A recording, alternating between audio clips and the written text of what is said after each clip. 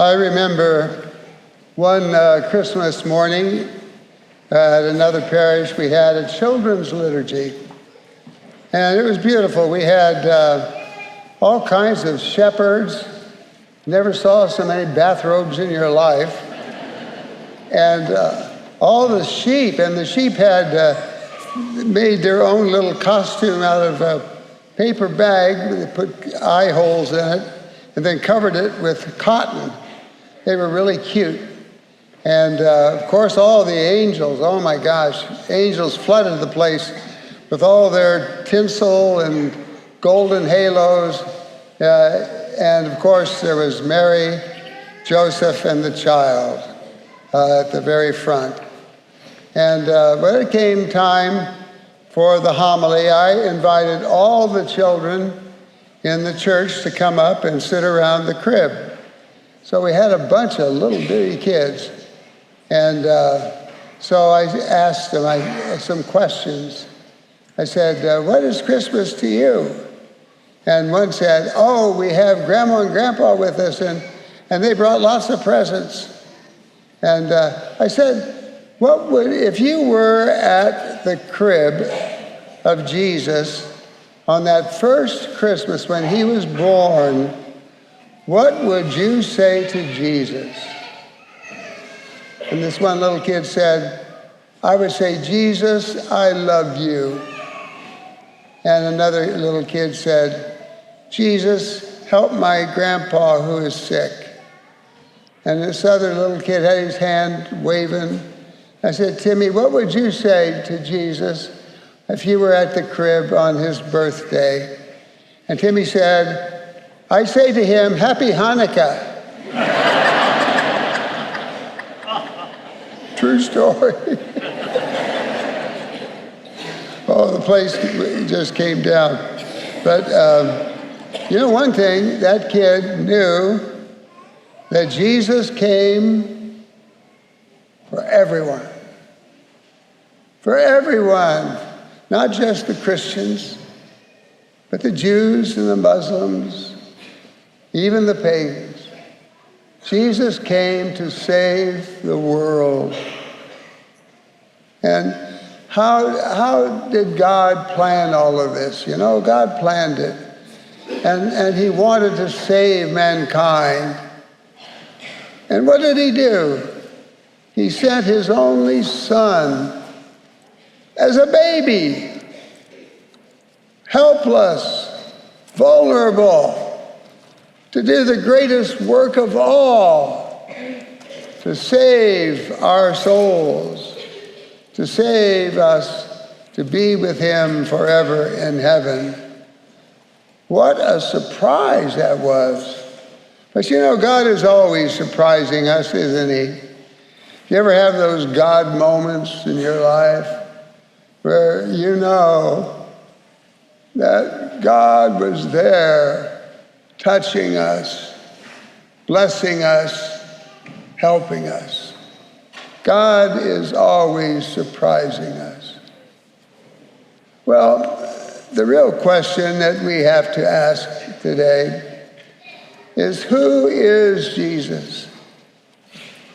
And of course, if you look in the Catechism, you'll see Jesus is the second person of the Trinity, the divine Son of God who became man. The Word was made flesh. God penetrated humanity in our world that he created, and the world was blessed forevermore. But I think by far the more important question is this: who is Jesus to you? To you? Is he the Lord of your life? Is he your refuge? Is he your strength? Do you go to Jesus in time of crisis and trouble? Do you trust him?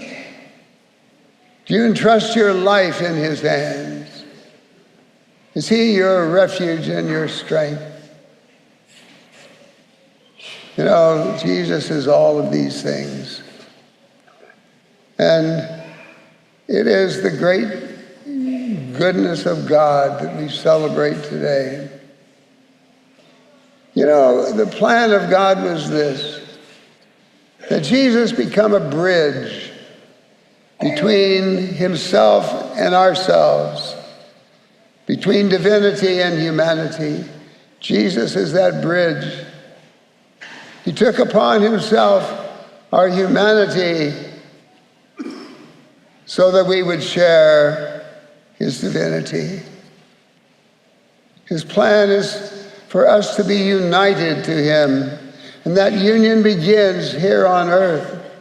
Through our faith, through baptism, we're one with Jesus. We share his life, his divinity in a simple, limited way.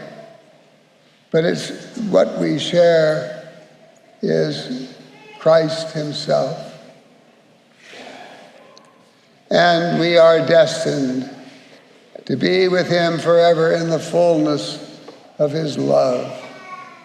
To be with him forever in heaven, to be with Jesus and all who have gone before us whom we have loved, to be with Jesus and all the saints, with all the angels. That little Christmas tableau of the children is really a foretaste of what is to come, if we are faithful. What is our response to this great love of God for us? Our response, first of all, should be joy and hope. And my friends, the joy that you experience today because you have your children with you and your grandchildren with you and others in your family and your friends, that joy is part of the Christ event, part of God's plan. And he wants you to love each other, to give yourselves for each other. And he wants you to have hope. Our world is so full of terrible things, but we have hope because Christ is here. The Savior of the world is here. And we have hope for our future. You know, there's nothing that we can experience, no setback, no problem that we can encounter in this world that we can't handle with Christ with us. And Christ is with us if we let him into our hearts. What is our response to the love of God made present? Our response is love and peace. Love for our families and friends, love for the stranger, love for our world, and peace. Peace in our homes. That should be our response. My friends, we are so gifted. We are gifted by the love and grace of God. And I hope this Christmas will bring your family closer to each other and to Christ. I have a little prayer. I'd like to share it with you. I entitled this prayer, God of Surprise. You take us by surprise, O God. When we are off our guard, you don't act like we expect. Our ways you disregard. Who could foresee your brilliant plan to save humanity? You sent your Son, the God-made man, to restore our sanity, to bring the world your peace and joy. A virgin maiden mild conceived her babe and brought to us the Savior, God's own child. Who could know this little child, so vulnerable and frail, contained the power and the might to save us without fail? All you ask is faith and love, to trust and hope in you, to say yes, to do your will and care for others too. You do what we don't expect. You open up our eyes. You share your life. You dwell with us.